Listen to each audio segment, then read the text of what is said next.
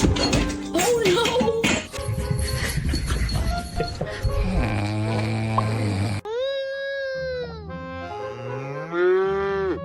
Why don't you lay down, kiddo? Yeah, go ahead and lay down.